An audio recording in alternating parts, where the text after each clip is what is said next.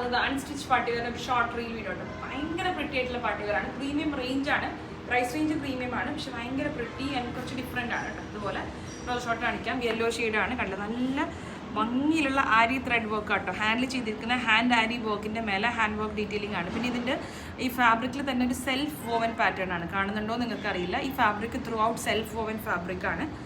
അതിലേക്ക് through out ബോഡിയിലേക്കും പിന്നെ കണ്ടില്ലേ ഹെമ്മിലേക്കൊക്കെ ആ ഒരു ആരി ത്രെഡ് വർക്കാണ്, ഹാൻഡ് ആരിയാണ് ചെയ്തിരിക്കുന്നുള്ളത്.